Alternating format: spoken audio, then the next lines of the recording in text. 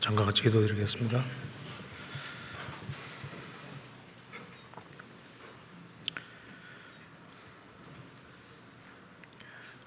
은혜와 사랑이 풍성하신 하나님 아버지, 오늘도 저희들을 한자리에 불러 모아주시고 또 하나님의 말씀으로 교훈받게 해주신 것을 감사합니다.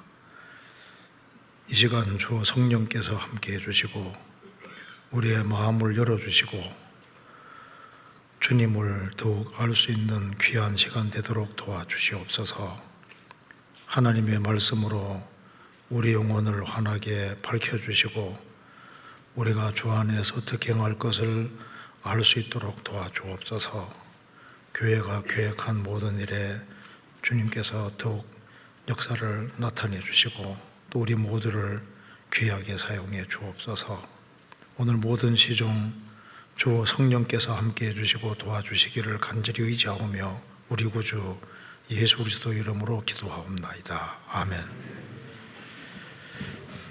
성경 민수기 23장 찾겠습니다. 민수기 23장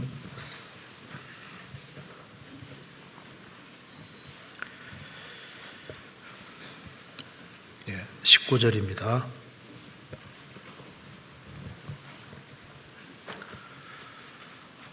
제가 읽겠습니다. 하나님은 인생이 아니시니 시건치 않으시고 인자가 아니시니 후회가 없으시도다. 어찌 그 말씀하신 바를 행치 않으시며 하신 말씀을 실행치 않으시랴. 내가 축복의 명을 받았으니 그가 하신 축복을 돌이킬 수 없도다. 22절입니다. 하나님이 그들을 애굽에서 인도하여 내줬으니 그 힘이 들소와 같도다. 야곱을 해야 할 사술이 없고 이스라엘을 해야 할 복술이 없도다. 이때 야곱과 이스라엘에 대하여 논할진대 하나님의 행하신 일이 어찌 그리 크뇨 하리로다. 거기까지입니다. 23절을 같이 한번 읽겠습니다. 야곱을 해야 할 사술이 없고 이스라엘을 해야 할 복술이 없도다. 이때 야곱과 이스라엘에 대하여 논할진대 하나님의 행하신 일이 어찌 그리 크뇨 하리로다. 거기까지입니다. 오늘 제가 민수기 23장 여기에 하나님의 행하신 일이 어찌 크뇨, 어찌 그리 크뇨, 이것이 좀 마음에 와닿아서 이걸 좀 설명해 드리려고 합니다. 이 본문 내용은 이제 이스라엘이 출애굽을 한 상태로 있는데 이스라엘 사람들이 이제 점점 모압 사람 쪽으로 오니까 모압 왕 발락이 이제 겁이 난 겁니다. 그래서 발람 선지자를 청해서 이스라엘을 저주하기를 원했던 겁니다. 그런데 하나님이 발람 선지자의 입을 주장하셔서 도리어 이스라엘을 축복하게 해주신 내용입니다. 그래서 이 발람 선지자는 이스라엘을 보면서 성령의 감동으로 이제 민수기 23장을 말하고 있습니다. 그래서 여기에 야곱 이스라엘에 대한 얘기를 하면서 야곱과 이스라엘에 대하여 논할진대 하나님의 행하신 일이 어찌 그리 크뇨 하리로다. 이스라엘이 출애굽을 하고 광야를 통과하고 가나안 땅에 들어가고 그 이스라엘 전체 역사는 딱 이 말씀 하나로 요약될 수 있을 겁니다. 하나님의 행하신 일이 어찌 그리 크뇨. 이걸 한번 여러 각도로 좀 생각해 보려고 합니다. 여기에 어찌 그리 크뇨. 하나님이 위대하신 분이기 때문에 하나님의 행하시는 모든 일도 클 수밖에 없습니다. 여기는 어찌 그리 크뇨 감탄사입니다. 세상에 참 놀라운 일들이 많이 있지만은 제일 놀라운 분은 하나님이십니다. 야곱과 이스라엘에 대하여 논할진대 하나님의 행하신 일이 어찌 그리 크뇨. 하나님이 얼마나 그 놀라운 분이신가, 이거부터 좀 생각할 필요가 있습니다. 우리가 좀 시간 날 때마다 성경의 하나님, 참 하나님에 대해서 많이 생각할 필요가 있습니다. 그러면은 하나님이 어찌 그리 크뇨, 그 하나님 자신에 대해서 우리가 놀랄 필요가 있습니다. 과학이 점점 발달하는 가운데 천문학도 발달해서 이 우주가 얼마나 큰지를 사람들이 점점 더 알아가고 있습니다. 정말 이 우주가 상상할 수 없을 큰데 그 모든 이 우주를 창조하신 분이 바로 성경의 하나님이십니다. 그래서 여호와는 광대하시니 크게 찬양할 것이라 그의 광대하심을 측량치 못하리로다. 우리는 지금 무한히 크신 하나님 앞에 있는 겁니다. 그래서 하나님은 무한히 크신 동시에 또 너무나도 세심하신 분입니다. 이 우주의 별들의 수요를 다 셀 뿐 아니라 우리 머리털까지도 다 세신, 너무나도 아주 세심하신 분이잖아요. 그러니까 하나님은 너무나도 크신 분인 동시에 상상할 수도 없을 만큼 크신 분인 동시에 상상할 수 없을 만큼 아주 세심하신 분입니다. 그래서 과거에 그 모라비안 교도들은 하나님에 대한 찬송도 많이 썼고, 그리고 하나님에 대해서도 많은 찬양을 하고 했는데 또 성경에서도 많이 보냈습니다. 모라비안 교도들은 찬송가 속에 오 하나님 이렇게 시작하는 게 굉장히 많다고 하잖아요. 오 하나님. 그러니까 하나님 생각할 때마다 놀랄 수밖에 없는 겁니다. 그래서 요즘 참 생각을 안 하는 시대가 됐는데 하나님에 대해서는 생각을 많이 할 필요가 있습니다. AD 4세기 5세기경에 초대교회 교부 중에 한 사람 어거스틴이 한 얘기 잠깐 읽어드리겠습니다. 논쟁할 사람은 논쟁하라. 나는 하나님을 놀라워하리라. 불평 불만을 할 사람은 그렇게 하라. 그 시간에 나는 하나님을 놀라워하리라. 그렇죠. 자, 하나님, 이 성경의 하나님에 대해서 자꾸 생각해야 되는데 우리가 하나님을 너무 작게 생각하는 것 같습니다. 그래서 당신의 하나님은 너무 작다는 책도 있잖아요. 그러니까 이제 하나님을 어느 정도 크기로 생각하느냐, 거기에 따라서 우리 인생의 방향이 달라질 수가 있습니다. 그래서 하나님을 어떻게 생각하느냐, 그걸 보면 그 사람 미래도 대충 짐작할 수가 있는 겁니다. 그래서 하나님을 크게 생각하면 크게 생각할수록 어디에다가 인생을 투자할지를 알 수가 있는 겁니다. 여기에 하나님의 행하신 일이 어찌 그리 크뇨 감탄사입니다. 어찌 그리 크뇨. 이 감탄이라는 것이 신앙생활에 정말 필요한데 우리 시대는 이 감탄이 점점 적어집니다. 이 감탄을 제일 많이 하는 사람들이 많이 하는 쪽이 애들은 와 하잖아요. 이 감탄이 사실 많은 것이 정상적인 거라고 할 수 있습니다. 그런데 지금은 점점 감탄이 적어지고, 이제 그래서 감탄이 적어진다는 것 자체가 사실 죽어가고 있다는 증거가 되는 겁니다. 그래서 지금 우리는 지금 이 지구상에 무엇이 있는지, 이 우주에 뭐가 있는지 제일 많이 아는 시대니까 제일 많이 감탄을 해야 됨에도 불구하고 마땅히 감탄해야 될 것을 감탄하지 못하는 시대가 되잖아요.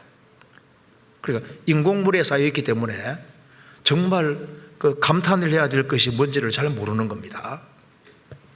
자, 예수님이 이스라엘 땅에 오셨을 때 예수님이 책망하신 것이 뭔지 아시죠? 그들은 무관심하고 무감동했습니다. 그래서 예수님 말씀하시기를 이 세대를 무엇으로 비유할꼬? 아이들이 장터에 앉아서 제 동물을 불러 이제 말합니다. 피리를 불어도 춤추지 않고 애곡하여도 슬퍼하지 않았다. 이제 피리 소리가 들리면은 이제 이게 흥이 올라오는 게 정상이고 옆에서 막 가슴 치고 괴로워하면은 이제 그 가슴이 찡해지고 그 마음이 동해야지 정상인 겁니다. 그런데 예수님 당대 유대인들은 마음이 굉장히 냉랭하고 감동과 감격이 없었습니다.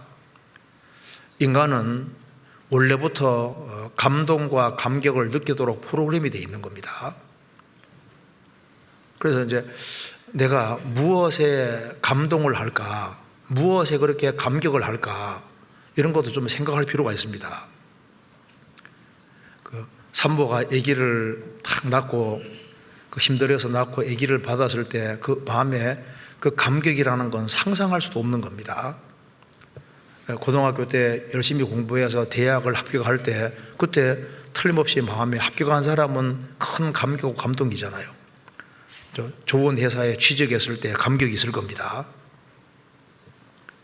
일출의 광경을 본다든가 혹은 사랑하는 사람 연애할 때잖아요. 편지 주고 받을 때 그때 가슴이 두근두근하고 이래 정상이잖아요. 그러니까 이제 이 감동을 느끼고 감격을 느끼도록 이 프로그램을 하나님이 놓으신 겁니다. 성경에 보면은 하나님은 감동을 주시고 감격을 주시는 분인 게 확실한 거예요. 야곱이 11번째 아들 요셉을 사랑했는데 요셉이 죽은 줄 알았습니다. 근데 십몇 년이 지난 이후에 하나님이 야곱과 요셉이 상봉하게 만들어주잖아요. 그래서 아버지와 아들이 나중에 만났을 때 그때 감격과 감동은 상상할 수 없을 겁니다. 어머니 요게벳은 모세를 위해 정말 기도를 많이 하고 그리고 이제 더 이상 감출 수가 없어서 3개월 지나서 결국은 나일강에 띄우잖아요. 그런데 이 아이를 어머니가 직접 키우게 된다는 건 상상도 못했습니다. 근데 이 파라오 공주가 그 모세를 발견하고 유모를 구하고 그래서 그 어머니가 딱 연결될 때 요게벳이 얼마나 놀랐겠습니까? 야, 하나님은 과연 기도를 들으시고 그리고 이렇게 응답해 주시는 분이구나. 그러니까 성경 속에는 많은 감동들이 있는 겁니다. 사실 성경 속에서 감격을 제일 잘하고 감동을 제일 잘하는 사람이 누구라고 생각하세요? 다윗. 성경 찾아보시겠습니다. 사무엘하 23장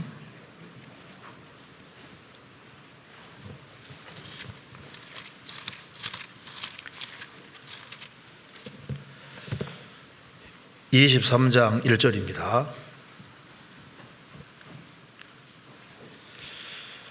이는 다윗의 마지막 말이라. 이새의 아들 다윗이 말하며 높이 올리운 자 야곱의 하나님에게 기름 부음을 받은 자 이스라엘의 노래 잘하는 자가 말하도다. 다윗은 자신에 대해서 말하면서 이스라엘의 노래 잘하는 자라고 했습니다. 그는 감격 속에 사는 사람입니다. 그래서 어찌하여 그런 말을 많이 하고 감격적인 표현을 시편에 굉장히 많이 하고 있잖아요. 다윗은 마음에 합한 사람이었습니다. 그는 쉽게 감동하고 쉽게 감격을 느끼고 그래서 정말 하나님께 쉽게 찬양할 수 있는 그런 사람이었습니다. 사르밧 과부는 기근이 심해서 이제 먹을 것이 이제 먹다 보니까 다 먹어서 이제 기름병에 기름 조금 있고 통에 가루가 조금 남은 상황입니다. 그 상황에서 엘리야가 왔습니다. 작은 떡 만들어서 내게 먼저 갖다 바치라. 그렇게 하면은 통에 가루가 계속 나올 것이다. 기름병에 기름이 계속 나오게 될 거다. 근데 엘리야의 말대로 하니까 기근 끝날 때까지 통에서 가루가 계속 나오고 기름병에서 기름 계속 나왔을 때 얼마나 놀랐겠어요. 하나님은 말씀대로 하는 사람에게 감격을 주시고 그런 상상할 수 없는 그런 감동을 주시는 분입니다. 그렇잖아요. 그래서 구원받은 그리스도인에게는 이 감격이라는 것이 아주 필수적으로 필요한 겁니다. 그리고 마음에 아주 큰 감격과 감동을 느낄 때 몸에 좋은 것도 많이 나온다고 하잖아요. 그래서 아마 이제 뭐 건강해지고 싶으면은 감격 같은 것이 많아야 될 것 같아요. 뭐 엔돌핀뿐 아니라 막 다이오돌핀이 나온다고 하잖아요. 그래서 구원받은 그리스도인들은 구원받았다는 것 자체가 꼭 감격하고 분명 연결되어 있습니다. 성경 에스겔을 36장 찾겠습니다. 에스겔을 36장.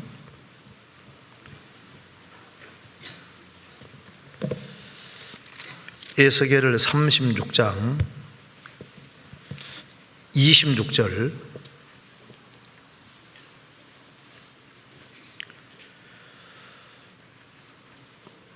또 새 영을 너희 속에 두고 새 마음을 너희에게 주되 너희 육신에서 굳은 마음을 제하고 부드러운 마음을 줄 것이며. 성령을 받을 때 없던 새로운 마음이 생기고 새로운 마음이 생기는 동시에 굳은 마음, 일본 밑에 돌마음이라 했습니다.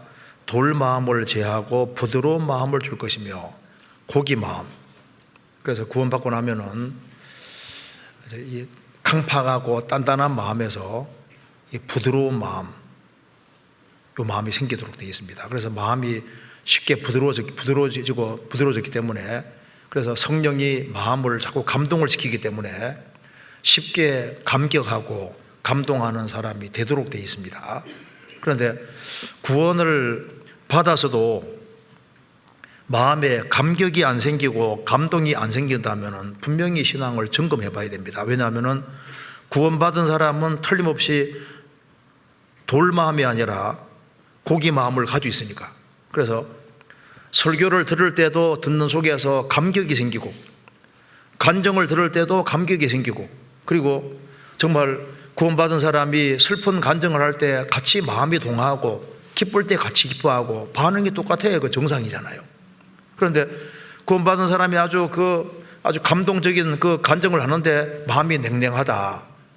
그 뭔가 문제가 있지 않겠습니까? 성경에 말씀하기를 죄의 유혹으로 강팍해 됨을 면하라고 했습니다.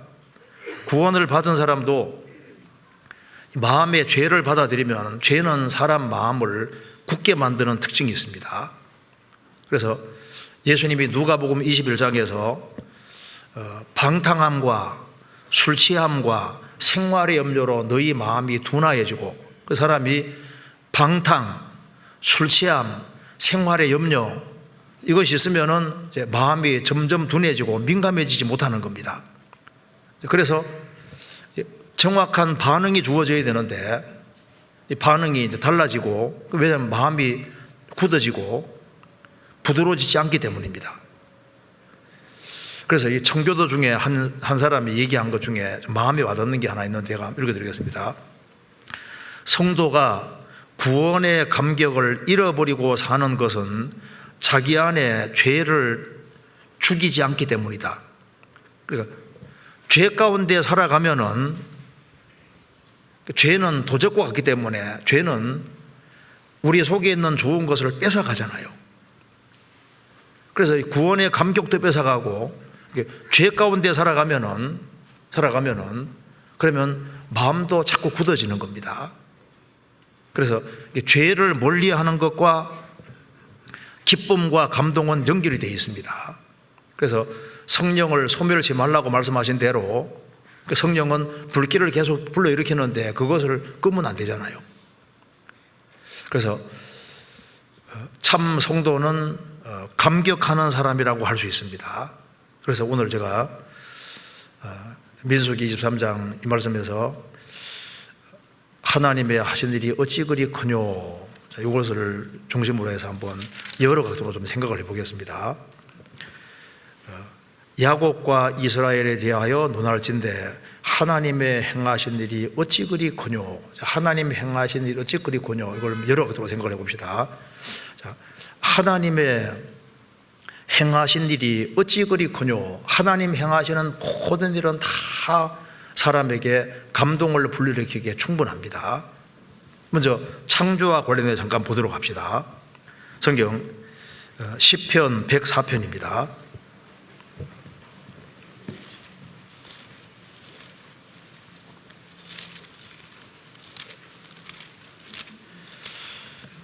시편 104편 24절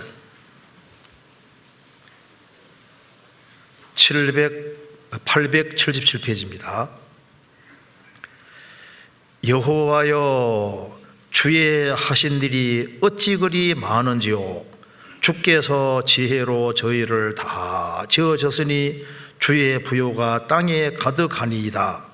저기 크고 넓은 바다가 있고 그 속에 동물 곧 대소생물이 무수하니이다. 여호와여 주의 하신 일이 어찌 그리 많은지요. 창조를 보면은 지극히 놀라는 마음을 갖는 것이 그게 당연한 겁니다. 너희는 눈을 높이 들어 누가 이 모든 것을 창조하였나 보라. 이 우주 만물을 바라보면은, 지구상에 있는 생명체를 바라보면은 여기 말한 대로 여호와여 주의 하신 일이 어찌 그리 많은지요. 감탄을 할 수밖에 없는 겁니다. 주께서 지혜로 저희를 다 지으셨으니 주의 부요가 땅에 가득하니이다. 지구상에 막 생명체로 가득합니다. 그리고 바다에도 저기 크고 넓은 바다가 있고 그 속에 동물 대소생물이 무수하니이다. 하나님께서 왜 이렇게 만물 속에다가 많은 걸 만들어 두셨을까요? 이것을 만드신 분에 대해서 놀라워하라고 만들어 두신 겁니다. 창조를 보고 놀라라고 말입니다. 여기에 윌리엄 제닝스 브라이언이라는 사람이 남긴 글인데요. 미국의 정치가하고 이제 뭐 이렇게 활동을 크게 했던 사람인데 한번 제가 읽어드리겠습니다. 나는 수박 씨의 힘을 관찰해 본 적이 있다. 수박 씨에는 흙을 밀어젖히고 나오는 힘이 있다. 그것은 자기보다 20만 배나 더 무거운 것을 뚫고 나온다.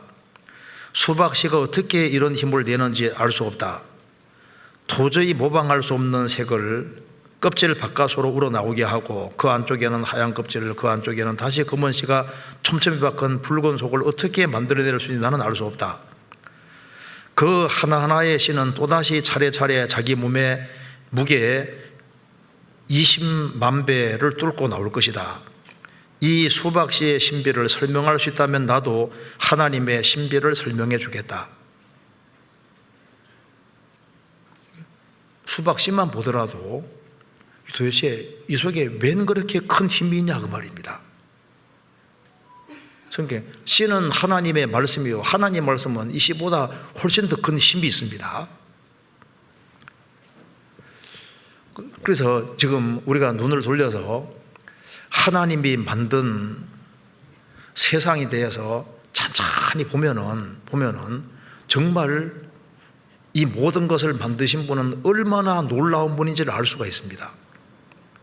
제가 중학교 다닐 때 개구리 물갈퀴를 한번 본 적이 있습니다. 개구리 물갈퀴 한번 본 적이 있는데, 과거에는 현묘경이 참 귀해서 학교에 현묘경이 처음 들어온 거예요. 그래서 과학 시간에 줄 쫙 서서 한 번씩 개구리 물갈퀴를 볼 수 있게 해줬는데, 살아있는 개구리 물갈퀴 제 차례 돼서 보는데 전 놀래버렸습니다. 그게 모세혈관 피가 흘러가는데 강처럼 얼마나 빨리 흘러가는지요. 너무 놀래가지고 또 너무 신기해가지고 막 개수 들여다보고 있었는데 뒤에서 빨리 비키라 하는데 안 비키고 계속, 야, 이 세상이 이렇게 신비할 수가 있나. 그러니까 평범하게 보이는 이것이 현묘경 속에 들여다 보니까 너무 놀랍게 돼 있는 거예요. 저도 어릴 때 여기에 이렇게 햇살이 싹 비칠 때 보면은 벌레들이 얼마나 작은 벌레인데 눈에 아주 겨우 보이는 벌레들, 거기에 이제 기어다니는 거잖아요. 그거 막 정말 뚫어지게 봤습니다. 어떻게 조그만한 게 여기 속에 뭐가 들어있는지 다 움직이는 거죠. 신기하잖아요. 자, 나이가 들어도 하나님이 만든 것에 대해서 보면서 신기하고 놀랄 수 있다면 그게 정상적인 겁니다. 뭐 강아지를 보든 고양이 보든 그냥 이런 게 있구나 이렇게 할 게 아니라 잘 들여다보면 창조주를 딱 볼 수 있다는 거예요. 창조주를. 성경에 말씀하기를 마음이 청결한 자는 복이 있나니 저희가 하나님을 볼 것이며, 바퀴벌레가 바퀴벌레도 간단한 게 아닙니다. 이 물만 먹고도 90일 동안 산다고 하잖아요. 바퀴벌레 특징이 자기 몸의 3분의 1을 줄일 수, 딱 축소시킬 수 있습니다. 이렇게 딱 접을 수 있거든요.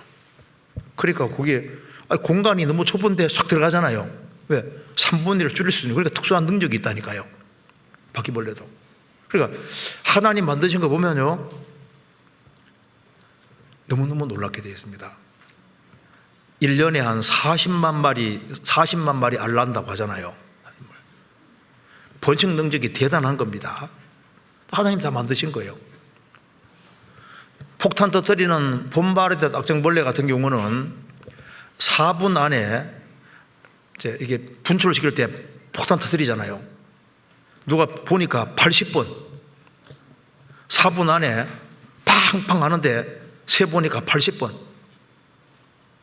그러니까 그 폭탄을 터뜨리는데 그 배에서 있지 않습니까? 4분 안에 80번 터뜨릴 수 있으면 보통 아니잖아요. 그러니까 이제 우리가 좀 시간 날 때마다 하나님 만드신 만물에 대해서 보면은, 이게 여기 말한 대로 어찌 그리 많은지요, 주의 하신 일이 어찌 그리 많은지요, 우리가 놀라게 되는 겁니다. 자, 하나님이 만든 것에 대해서 우리 관심을 가질 필요가 있습니다. 우리 몸에서 돌은 딱 한 부분 있다고 하는데 어딘지 아시죠? 이가 윤회석 돌이라고 합니다. 우리 몸에서 돌은 유일하게 요괴가 돌이라고. 그런데 어릴 때 이 돌이 자라잖아요. 이게 자라고 참 신기한 거예요. 그러니까 요게도 신경이 다 통하고 요 참 신기한 돌입니다. 좀 생각 좀 해봐요. 생각을. 그래서 창조는 정말 놀랍습니다. 그런데 더 놀라운 것은 뭐냐 하면은 우리가 정말 감격을 하고 감동해야 될 것이 뭐냐면 하나님이 사람이 되셨다. 그리고 하나님이 사람이 되셔서 나 같은 죄인을 위해서 십자가에 죽으셨다. 그리고 부활하셨다. 그 예수님이 정말 보배로운 피를 흘려주셨다. 이것이 얼마나 우리에게 놀랍고 충격적인 사실이냐 그 말입니다. 그 십자가를 볼 때마다 마음에 감격이 생기고 감동이 생겨야만 그게 정상적이라고 할 수 있습니다. 제가 그래 보니까 이런 게 나옵니다. 노르웨이를 여행하던 한 신사가 어떤 마을을 지나가는데 보니까 그 마을에 있지 않습니까? 교회당 탑 제일 꼭대기에 양이 하나 이렇게 있는 것처럼 있는 거예요. 물론 그림으로 이렇게 그려놨는데 양처럼 보이는 겁니다. 웬 교회당 꼭대기에다가 양을 크게 그려놨냐 하니까 그 전에 한 사람이 교회당 그 꼭대기에 올라가서 뭘 고치다가 떨어진 거예요. 그 높은 데 떨어졌는데 다 죽었다고 생각했는데 하필이면 그때 양떼들이 그 교회당 밑을 싹 지나가면서 양떼들을 지나가는 거기에 떨어져 가지고 양만 죽고 사람은 살은 거예요. 그래 그걸 기념해서 그 양을 이렇게 걸어놨다고 하더라고. 그러면 양이 떨어져서 그 양 위에 떨어져서 양은 죽고 이 사람 살았잖아요. 그러면 이 사람은 자기 동네 그 위에 그 교회당 위에 있는 그 양을 볼 때마다 저 양은 나 때문에 죽었는데 그거 생각할 때마다 감동이 안 생기겠습니까? 양 한 마리가 대신 죽어서 나 살려도 정말 감격이 되는데, 감동이 되는데, 이건 예수님은 양이 아니고 진짜 하나님의 어린 양이고 바로 이 우주를 창조한 창조주께서 사람이 되셔서 나 대신 죽으셨는데 그것이 실제라면 그걸 볼 때마다 어떻게 냉랭한 마음 가지고 볼 수 있겠냐 그 말입니다. 이스라엘이 에집트에 430년 동안 살다가 출애굽을 이랬을 때 마음속에 큰 감격이 있는 게 정상입니다. 있어야 되잖아요. 이스라엘이 바벨론 포로 잡혀갔다가 70년 만에 해방됐을 때 마음속에 그 감격과 감동은 상상할 수도 없는 겁니다. 그런데 우리는 그 정도가 아니라 영원한 지옥과 파멸에서 건짐받았는데 그 파멸에서 건져주신 예수님을 생각할 때 얼마나 큰 감격과 감동을 가지고 살아야 될 텐데, 그리스도를 볼 때마다 그 마음에 큰 찔림을 받아야 정상인데 아무렇지도 않다. 내가 제대로 신앙생활을 하고 있는 것일까? 그리스도를 생각할 때마다 마음에 힘이 생기고 용기가 생겨야지 당연한 거잖아요. 그리스도께서 나 대신 죽어주셨다는 것은 내 가치가 그만큼 큰 겁니다. 우리가 가치 없는 사람이라면 죽어줄 리가 없잖아요. 우리 같은 죄인을 구원해서 새로운 필요를 만들어서 우리를 영원한 천국에 데려가시는 분인데 이게 얼마나 놀라운 사실인 겁니까? 그래서 구원을 받아야지 뭘 알게 되냐면은 예수님이 정말 기묘자구나 하는 걸 알게 되는 겁니다. 이사야 9장입니다. 이사야 9장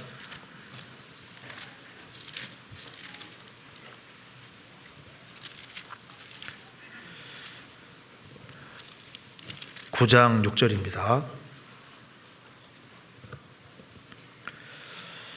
이는 한 아기가 우리에게 낳고 한 아들을 우리에게 주신 바 되었는데 그 어깨에는 정사를 메었고 그 이름은 기묘자라 모사라 전능하신 하나님이라 영존하시는 아버지라 평강의 왕이라 할 것임이니라. 제가 1983년도 9월 25일에 이제 구원을 받았습니다. 구원을 받고 나니까 과연 하나님답더라고요. 왜? 다 이루었다. 그렇지. 하나님이라면은 하나님 편에서 다 해주셔야지. 그리고 영원한 속죄를 이루셨다. 예수님이 온 세상 죄 짊어지고 내 죄를 다 짊어지셨다. 그래서 하나님 편에서 다 하셨기 때문에 인간은 믿기만 하면은 구원받도록 이렇게 간단하게 해놨으니까 이게 얼마나 감사한지요. 이걸 딱 깨우치고 나니까 그러면은 우리 아버지 어머니 집안 식구들 내가 접촉한 사람들 몽땅 천당 보낼 수 있는 길이 있구나. 그 생각하니까 속에 흥분이 돼가지고 가만히 있을 수 없으라니까요. 내가 이걸 반드시 사람에게 전해줘야 되겠다. 창조주께서 인간을 위해서는 이 놀라운 사실을, 이 엄청난 사실을 전해주기만 하면 천당 갈 수 있는 길을 열어놨는데 얼마나 간단하게 되어 있냐 그 말입니다. 답이 너무 간단하게 되어 있기 때문에 이게 놀라운 거예요. 그냥 값없이 청구할 수 있게 만들어놨으니 이게 얼마나 놀라운 겁니까? 그리고 제가 성경 보면 정말 놀라운 것이요. 저는 구원받고 처음에 이게 성경 언제 이게 다 지키나 이런 생각했는데 나중에 좀 배우다 보니까 뭐 간단하네. 그거 하면 되네. 그거 하면 된대요. 그러니까 뭐 그건 쉽지. 뭐 하라는 게 아니라 구원받은 무리 가운데 딱 붙어 있으면은 공급 잘 받으면 신앙생활 된다고 하니까 그건 할만하더라고. 그러니까 신앙생활하는 것이 아주 복잡하고 어렵게 되어 있으면 누가 하겠습니까? 주님이 간단하게 만들었습니다. 그래서요, 구원 안 받은 사람이 주님 앞에 섰을 때 뭐 나는 이만저만한 이유 때문에 구원받지 못했다고 핑계댈 수 없잖아요. 불신자들이 구원받는 문제에 핑계댈 수 없다면 구원받은 사람은 더더욱 핑계댈 수 없을 겁니다.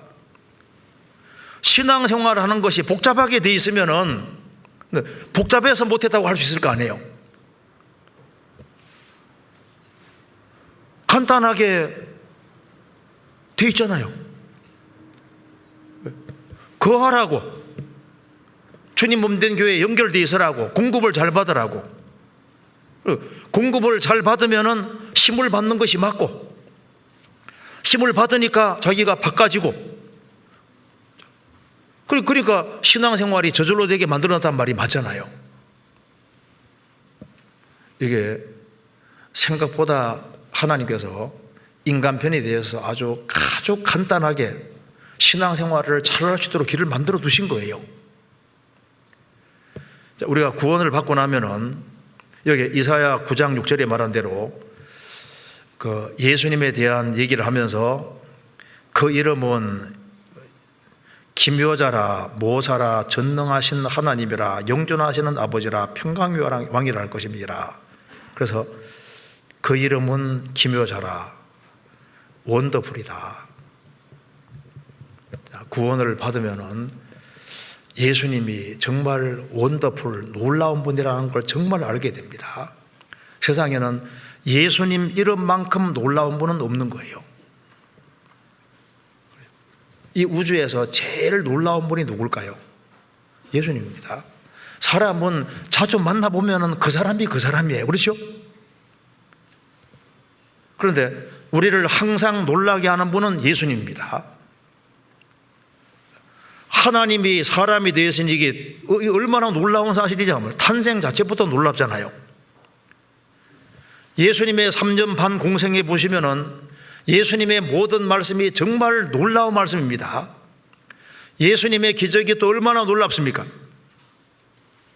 그리고 예수님은 죽으실 때도 사람을 놀라게 했습니다. 예수님이 죽으셨을 때도 막 큰 지진이 나고 바위가 터지고 무덤이 열리고, 예수님은 죽으시고 부활하시고 그리고 많은 사람들 앞에서 승천하셨습니다. 예수님이 재림하실 때는 세상을 훨씬 더 놀라게 하실 겁니다. 그 이름은 기묘자라. 주님은 이름이 기묘자입니다. 기묘자. 성경 사사기 13장입니다. 13장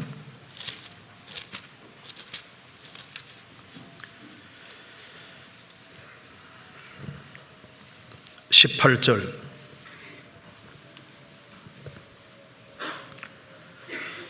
385페이지입니다. 여호와의 사자가 그에게 이르되 어찌하여 이를 묻느냐, 내 이름은 기묘니라. 삼손의 아버지 마노아에게 주님이 나타나셨는데 이름을 물으니까 주님 말씀하시기를 내 이름은 기묘니라. 영역본에는 이게 보통 시크릿으로 비밀이라, 원더풀, 그렇게 두 가지로 번역이 가능한데요. 그러니까 내 이름은 기묘니라 무슨 말이냐면은 주님은 가장 놀라운 분이고 수수께끼 같은 분이다. 인간이 파악하기 어려운 분이다 그 말입니다. 우리가 주님에 대해서는 알면 알수록 더 모릅니다. 계속적으로 알아가야 돼요. 우리는 천국 가서도 계속 알아가야 될 분이 주님입니다. 그 이름은 기묘니라. 알수록 더 놀라운 분이고, 알수록 더 비밀에 쌓여있는 분이고, 알수록 더 신비하신 분, 계속적으로 우리가 알아가야 될 분이 바로 주님이신 겁니다. 어찌하여 내 이름을 묻느냐, 내 이름은 기묘니라. 성경 열왕기상 10장입니다.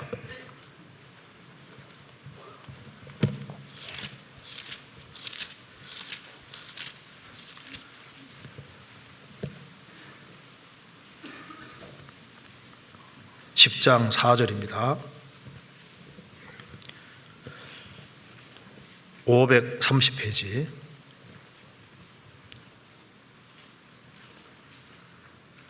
스바 여왕이 솔로몬의 모든 지혜와 그 건축한 궁과 그 상의 식물과 그 신복들의 좌석과 그 신하들의 시립한 것과 그들의 공복과 술관원들과 여호와의 전에 올라가는 청계를 보고 정신이 현황하여 왕께 고하되 내가 내 나라에서 당신의 행위와 당신의 지혜에 대하여 들은 소문이 진실하도다. 내가 그 말들을 믿지 아니하였더니 이제 와서 목도한즉 내게 말한 것은 절반도 못되니 당신의 지혜와 복이 나의 들은 소문에 지나도다. 스바 여왕은 솔로몬에 대해서 많은 이야기를 들어왔습니다. 마침내 솔로몬에게 와서 궁금한 걸 다 풀었습니다. 그리고 이 스바의 왕이 이제 자기가 증언하는 겁니다.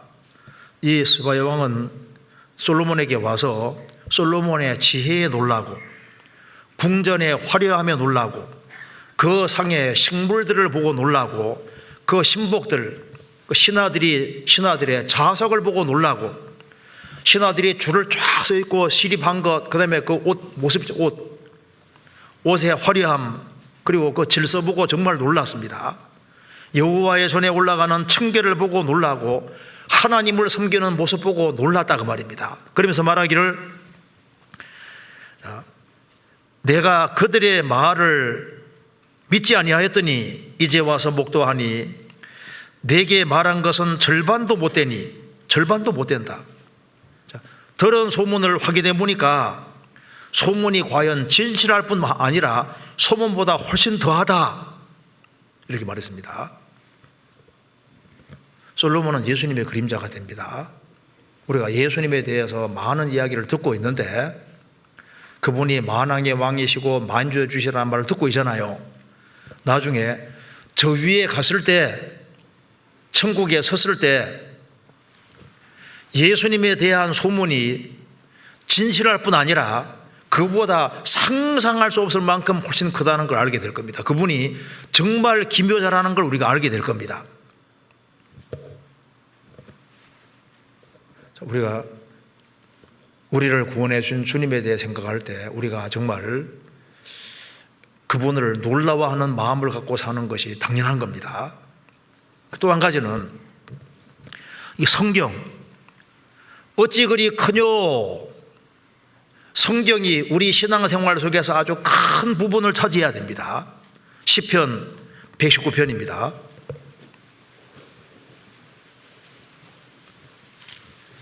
119편 18절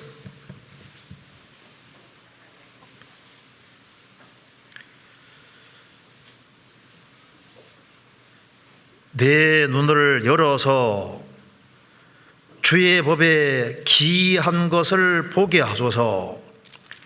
내 눈을 열어서 주의 법에 기이한 것을 보게 하소서. 뒤로 넘어가서 129절입니다.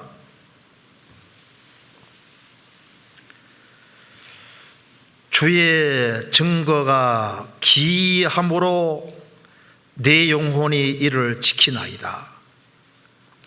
주의 법에 기이한 것을 보게 하소서.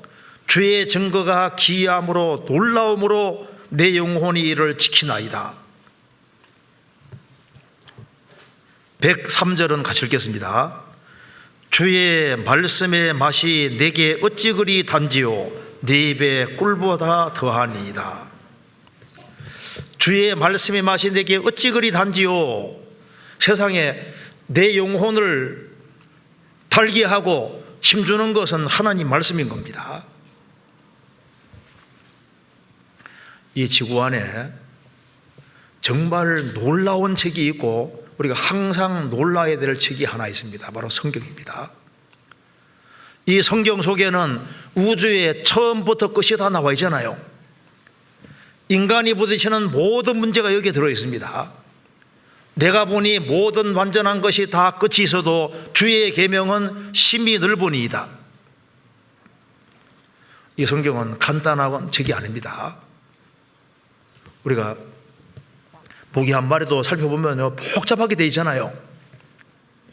파리 한 마리도 그렇게 되어 있는데 전 인류에게 주신 하나님 말씀을 하나님이 대충 기록했겠습니까?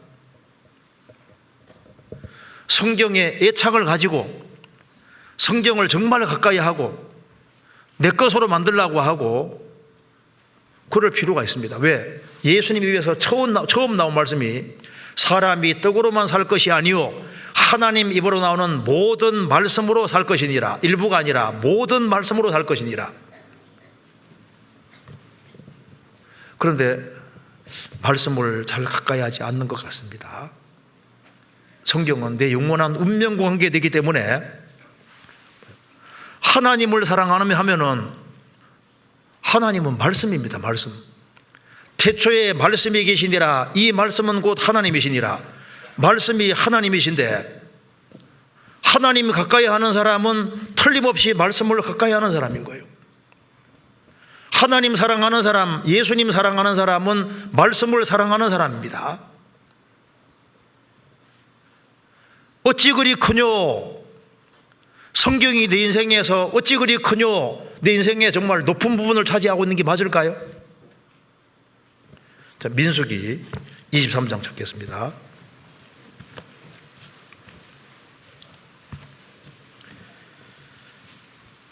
23절.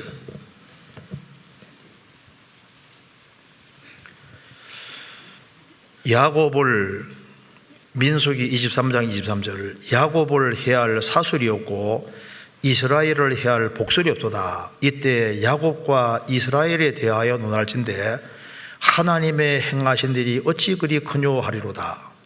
사도행전 7장에 출애굽해서 40년 광야 생활하는 이것이 광야 교회라고 했습니다.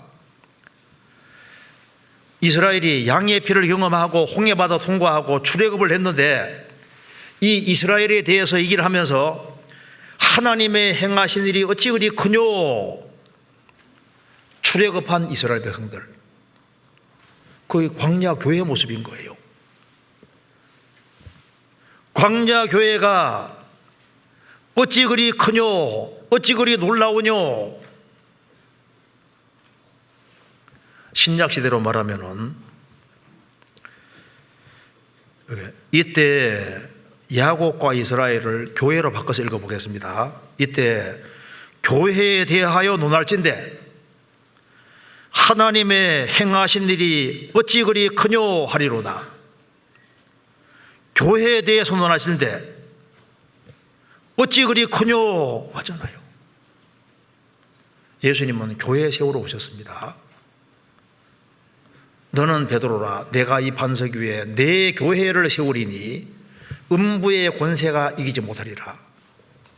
만물 위에 있는 교회, 교회가 얼마나 크고 얼마나 영광스러운지를 참으로 안다면 그 사람 복 있는 사람입니다. 교회가 어찌 그리 크뇨. 그 교회를 크게 생각하는 사람은 교회 안에서 받은 직분도 크게 생각하고, 교회 안에서 내가 성도로서 연결되어 있는 것이 얼마나 크고 중요한지도 알 수 있습니다. 출애굽에서 40년 광야 생활하는 그 광야교회 일원들이 바로 역사의 무대의 주인공이었어요. 신약시대는 주님이 교회 통해서 일하시기 때문에 구원받아서 교회로 연결되어 있는 사람들이 유명한 사람이고, 하나님은 교회를 그렇게 크게 생각하는 겁니다. 자기 앞에 영광스러운 교회로 세우려고 하시잖아요. 교회가 교회에 대해 논할진대 하나님의 행하신 일이 어찌 그리 크뇨. 우리 이제 자꾸 연말이 다가오니까 아이고 이제 올해까지 임원하고 이제 내년에는 임원 벗는다고 좋아하는 분이 있을 것 같은데, 기회가 주어지면요, 기회가 주어지면은 하나님 앞에서 봉사할 수 있는 기회 준다는 게, 지어준다는 게 얼마나 축복이에요. 주의 일은 아무나 하는 게 아닙니다. 기회가 주어질 때 그게 얼마나 큰 축복인데요. 그런데 교회를 작게 생각하면요, 그 주의 일도 시시하게 생각하는 거예요. 그리고 이 성도의 특권이 얼마나 큰지를 우리가 생각해야 됩니다. 성도. 고린도 후서 보시겠습니다. 고린도전서 6장 보시겠습니다. 고린도전서 6장 2절.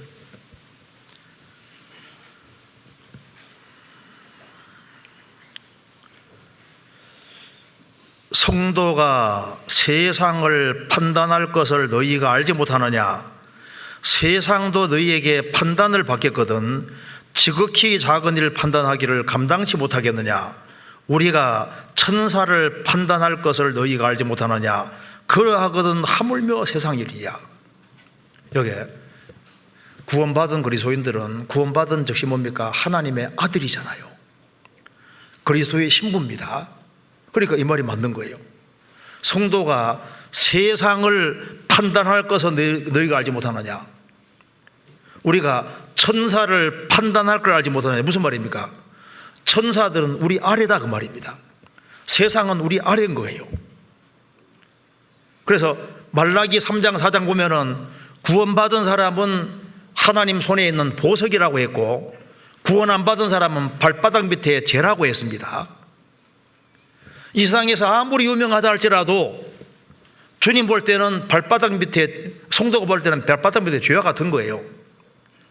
시간 지나가면 이게 상황이 완전히 바꿔집니다.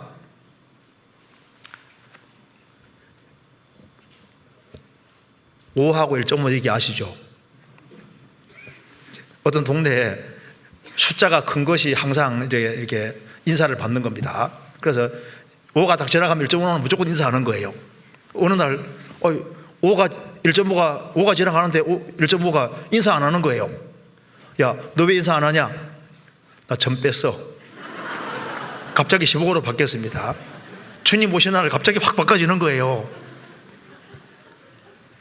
그 덴마크 선교사가 이제 선교사들이 인도에 가서 전도를 하는데 그 말라바르 지역에서 이제 선교를 하면서 이제 성경 교리 문답집을 이렇게 번역을 이렇게 시켰는데 그 믿는 사람은 하나님의 자녀가 된다는 그 부분을 읽고서 인도 사람들이 충격을 받은 겁니다.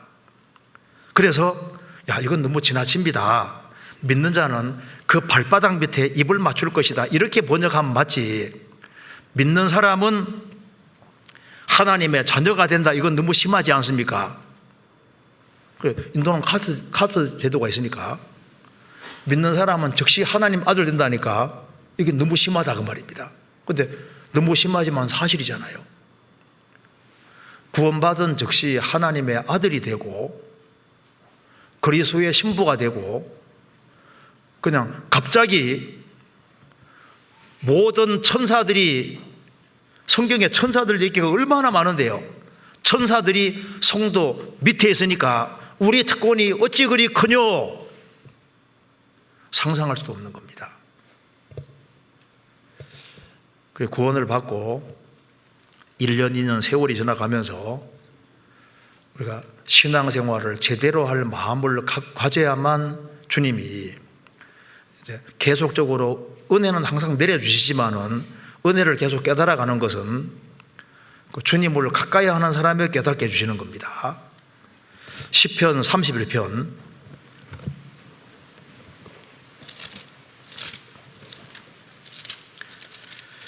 19절 한번 같이 읽겠습니다. 19절입니다. 주를 두려워하는 자를 위하여 쌓아두신 은혜 곧 인생 앞에서 죽게 피하는 자를 위하여 베푸신 은혜가 어찌 그리 큰지요. 주를 두려워하는 자를 위하여 쌓아두신 은혜. 주님께서 성도를 위해서 아주 엄청나게 많은 걸 다 쌓아놨습니다. 그리고 이제 생을 살아가면서 그때그때마다 필요할 때마다 은혜를 베풀어주고 내려주시는 거예요. 그래서 우리가 은혜를 자꾸 경험할 때마다 하나님 은혜와 사랑에 큰 감사를 느끼게 되잖아요. 우리는 주님 앞에 갈 때까지 주님을 계속적으로 알아가야 될 사람입니다. 그리고 이제 우리가 이제 주님 오시는 그날 천국에 들어갈 때 정말 어찌 그리 크뇨 그 말이 천국 들어갈 때 정말 나오게 될 겁니다. 어찌 그리 크뇨. 주님이 우리를 위해서 예배해 놓은 것이 정말 상상도 못할 겁니다. 상상도. 성경 시편 139편입니다.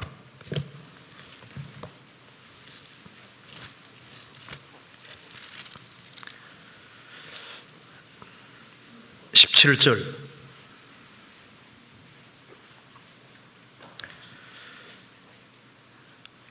하나님이여 주의 생각이 내게 어찌 그리 보배로우신지요 그 수가 어찌 그리 많은지요 내가 세려고 할지라도 그 수가 모래보다 많도소이다 내가 깰 때에도 오히려 주와 함께 있나이다. 하나님이여, 주의 생각이 내게 어찌 그리 보배로우신지요, 그 속 어찌 그리 많은지요. 하나님은 나에 대해 생각하는 것이 숫자가 얼마나 많은지 상상도 못한다 그 말입니다. 내가 세려갈지라도 그 수가 모래보다 많도소이다. 그러니까 상상할 수도 없을 만큼 나에 대해서 많은 걸 생각하고 많은 것을 예비해 놓으신 거예요. 하나님을 사랑하는 자, 그 사람을 위해서 많은 걸 예비해 놨습니다. 하나님이 자기를 사랑하는 자들을 위하여 예비하신 모든 것은 눈으로 보지 못하고 귀로도 듣지 못하고 사람의 마음으로도 생각지 못하던 것 같으니라 상상할 수 없는 것을 준비해 놨습니다. 천국은 하나님이 계신 곳이니까 하나님은 본질이 사랑이잖아요. 그러니까 천국 간다는 건 뭡니까? 사랑으로 꽉 차 있는 사랑의 세계 속에 들어가는 거예요. 아주 완전한 충만한 사랑 속에 들어가는 겁니다. 하나님은 진선미가 되시는 분이니까 모든 참된 것, 선한 것, 아름다운 건 다 하나님께 속한 겁니다. 하나님은 미의 하나님이기 때문에 천국 들어간다는 것은 가장 아름다운 세계 속에 들어가는 거예요. 하나님은 극락의 하나님, 지극한 즐거움의 하나님이고 즐거움을 프로그램을 하나님이 하셨기 때문에 하나님의 처소는 성경에 즐거움의 처소라고 했습니다.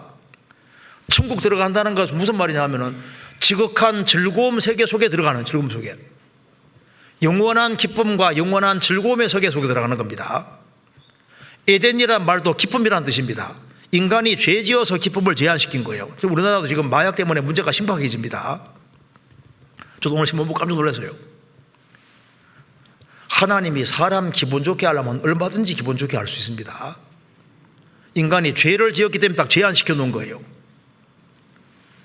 하나님이 계신 세계 속에 들어간다는 것은 단 한 번도 안 깨지는 상상할 수 없는 기쁨과 즐거움의 세계 속에 들어가는 겁니다.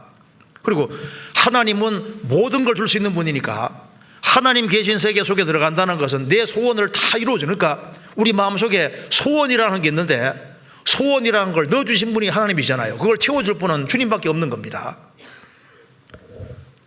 너가 미를 원하냐? 내가 아름다움 줄게. 기쁨 원하냐? 내가 기쁨 줄게. 사랑 원하냐? 사랑 줄게. 인간이 소원하는 모든 것은 주님 안에 다 있는 겁니다. 그거 주려고 하시는 거예요. 우리가 천국 가서 주님 배울 때 주님이 우리를 얼마나 사랑하시는지를 확실히 깨닫게 될 겁니다. 하나님이 나에게 얼마나 열심을 냈는지도 알게 될 거고 내 일생 배후에 나를 날마다 도왔다는 사실을 이 실제라는 걸 알게 될 겁니다. 날마다 우리 짐을 지고 있었다는 게 사실인 걸 알게 될 겁니다.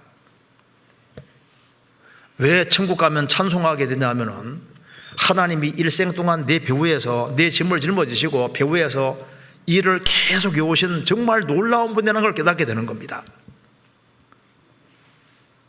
어찌 그리 크뇨? 정말 지옥은 무서울 겁니다.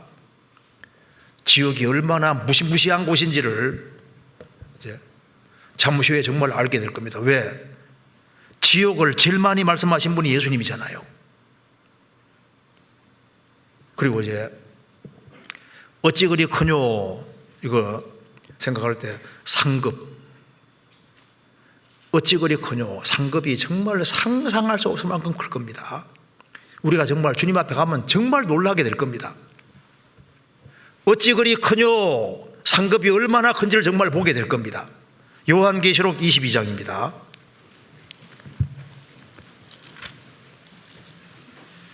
(22장) 12절.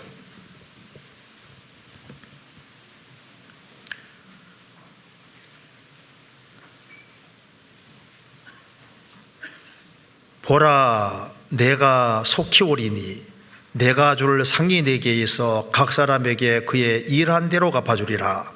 나는 알파와 오메가요 처음과 나중이요 시작의 것이라.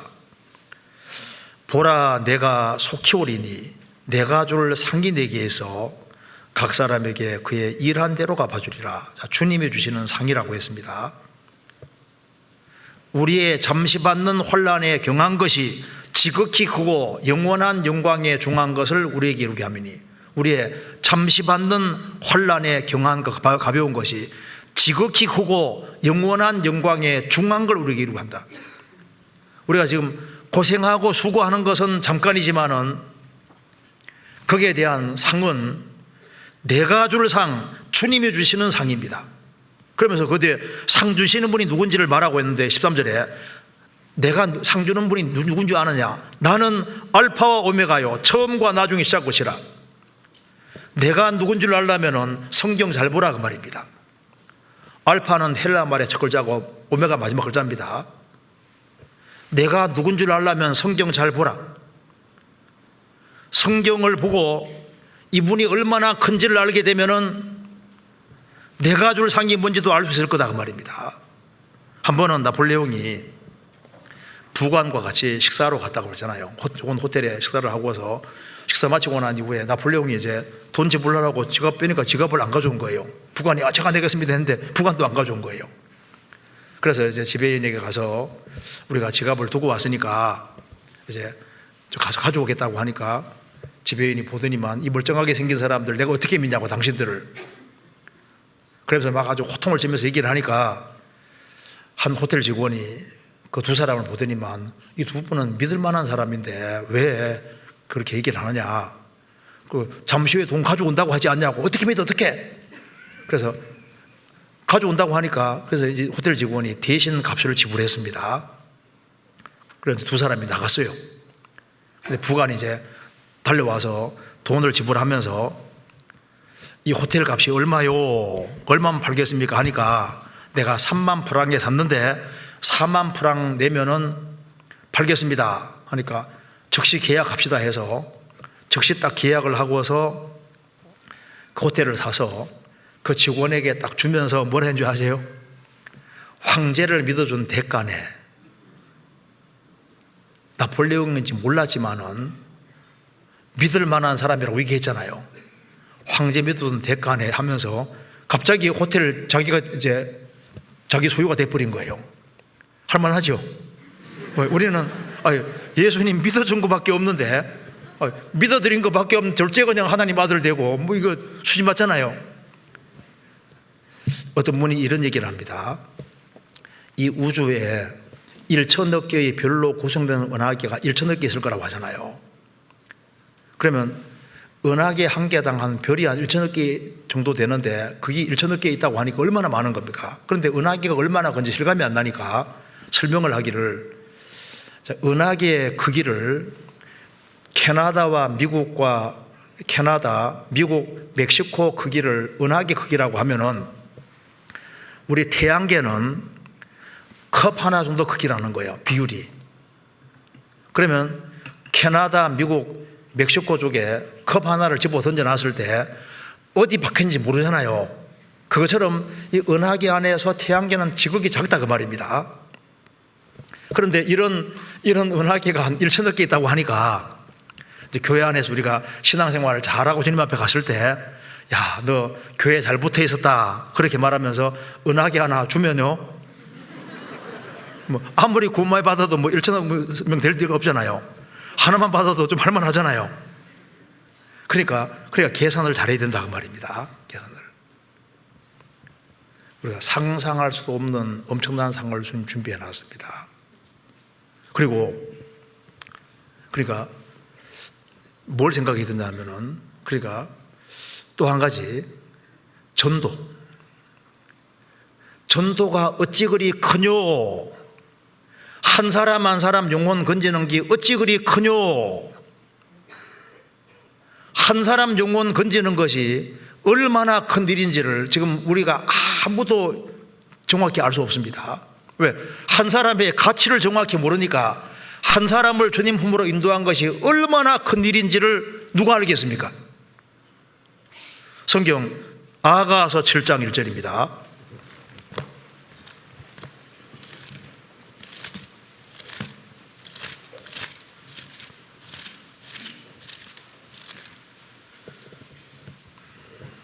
7장 1절에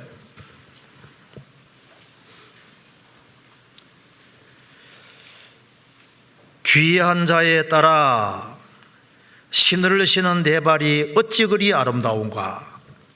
귀한 자에 따라 신을 신은 내 발이 어찌 그리 아름다운가. 에베소서 6장에 복음에 예비한 것으로 신신고. 어떤 발이 정말 아름다운 발이냐 하면은 전도하는 발만큼 아름다운 발이 없습니다. 한 사람 영혼을 주님 품으로 인도하는 것은 국가를 세우는 일보다, 대기업 일구는 것보다 훨씬 더 큰 일인 거예요. 왜? 한 사람의 가치를 천하보다 귀하다고 주님이 말씀하셨기 때문입니다. 인간은, 우리 각자는 주님이 다시 만들 수 있는 게 아니잖아요. 이 우주는 물건에 불과하니까 다시 만들 수 있을지 몰라도 사람은 다시 못 만듭니다. 우리 각자는 다 지문도 다르고 다 다르게 되어 있는 거예요. 그러니까 유일무이한 존재입니다. 그렇기 때문에 한 사람을, 내 인생에서 내가 한 사람을 제대로 주님 품으로 인도했다면은 그게 어찌 그리 크뇨. 한 사람이라도 주님 품으로 인도한 사람은 인생은 결코 되지 않을 겁니다. 의인의 열매는 생명나무라 지혜로운 자는 사람을 얻느니라. 우리가 물질적인 희생에서라도 사람을 얻어야 되는 거예요. 그리고 또 한 가지는 봉사가 어찌 그리 크뇨. 우리가 성도를 섬기고 교회 안에서 봉사하는 것이 어찌 그리 크뇨. 얼마나 큰지 누가 계산할 수 있겠습니까? 과부가 헌금을 2랩돈 1,000원도 안 되는 돈을 헌금했는데 주님이 그걸 얼마나 크게 봤습니까? 사르밧 과부가 엘리사에게 작은 떡 하나 같이 바쳤는데 주님이 그걸 얼마나 크고 귀하게 여겼으면은 열왕기서에도 기록하고 누가복음에도 주님 칭찬하셨을까요? 성도에게 하는 것은 주님께 직접 하는 겁니다. 마태복음 25장에서 예수님 말씀하시기를 여기 있는 내 형제 지극히 작은 자에게 하나 한 것이고 내게 한 것이다. 우리가 주님께 직접 할 수 있는 길이 있는 거예요. 왜? 성도에게 하는 건 주님께 직접 하는 거니까. 우리가 구원받은 성도들에게 전화 한마디, 전화 이렇게 걸어주고 따뜻한 말 한마디 해주고 이런 것이 어찌 그리 크뇨. 우리는 지금 피조물이기 때문에 우리가 하는 일이 얼마나 중요한 일인지 모를 수 없습니다.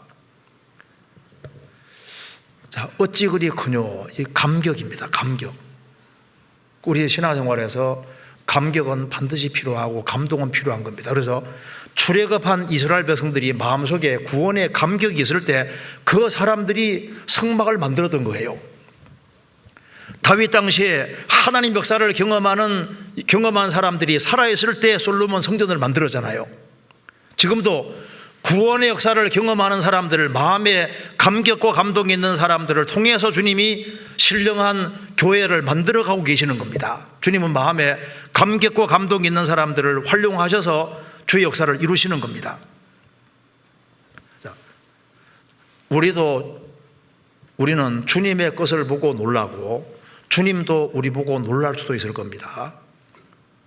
주님이 백부장 믿음 보고 놀라잖아요. 이만한 믿음 만나보지 못했다. 자, 우리는 하나님의 것을 보고 놀라고 하나님도 우리 보고 놀란다면 얼마나 좋겠습니까?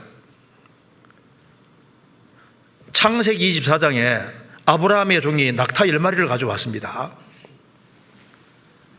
물 좀 달라고 하니까 리브가가 물 좀 줄 뿐 아니라 낙타 10마리에게도 물 먹이겠습니다 했잖아요. 낙타가 한 번 물 먹을 때 한 80리터씩 먹는다고 합니다. 그 10마리니까 얼마나 많이 먹게 돼요. 그런데 그때 막 물을 나누는 거 봤을 때 아브라함의 종이 얼마나 놀랐겠습니까? 뭐 저런 녀석도 있나? 물 좀 달라 했는데 낙타 10마리에게 물 먹이는 아브라함의 종은 성령님의 그림자니까 구원받은 사람 중에 아주 적극적인 마음을 가지고 희생적인 마음을 가지고 그런 봉사하는 사람 봤을 때 주님도 보시고 너무 흐뭇해 하시면서 놀랄 수도 있을 거예요. 세상에 저런 사람도 있구나, 저렇게 봉사를 아주 열렬한 마음으로 하는 사람도 있구나 놀랄 수 있는 겁니다. 그래서 참 성도는 어떤 사람이냐면 감격하는 사람입니다. 그래서 마음에 감격과 감동을 가지고 살아야 되는데, 그러려면은 죄를 멀리하면은 마음속에 주님이 부드러운 마음을 주시고, 성령이 역사하면 역사할수록 마음이 따뜻해지고 부드러워지잖아요. 그러면 이제 쉽게 감동하고 감격하면서 살고 영혼 눈도 점점 밝아질 겁니다. 그래서 어찌 그리 크뇨, 특별히 교회 이스라엘에 대해서 얘기 한번 했으니까 우리도 교회가 어찌 그리 크뇨, 교회를 아주 정말 크게 생각하는, 왜 교회가 없이 우리가 어떻게 구원받고 어떻게 신앙생활을 할 수 있겠습니까? 교회가 없이 어떻게 세계 선교를 할 수 있겠어요? 그리고 이 교회가 있다는 게 얼마나 중요하면 자녀 키워보면은 교회가 얼마나 소중한지를 알 수 있습니다. 그래서 교회가 잘 되기를 정말 바라고 빌어야 되는 거예요. 교회가 잘 될 때 나라도 잘 될 수 있고 세계 선교도 잘 될 수 있을 겁니다. 같이 기도하시겠습니다. 은혜와 사랑이 충만하신 하나님 아버지, 저희들을 주의 보배로운 피로 구원해 주신 이 크고 놀라운 은혜와 사랑을 인하여 감사를 드립니다. 저희들을 주님 앞에 너무나도 어리석고 연약하고 무지합니다. 하지만 주 성령님의 도우심으로 예수 그리스도를 알게 해주신 것을 감사합니다. 소망 없는 세상에 소망을 갖고 살게 해주신 것도 감사합니다. 우리의 사랑하는 가족들, 친척들, 이웃들, 불쌍한 영혼들이 너무나도 많이 있습니다. 그 영혼들에게 이 복음을 더욱 담대히 증거할 수 있도록 도와주시고 우리 모두를 더욱 귀하게 사용해 주옵소서. 우리 나머지 모든 생애 주의 거룩한 말씀으로 다스려 주옵소서. 우리 구주 예수 그리스도 이름으로 기도하옵나이다. 아멘.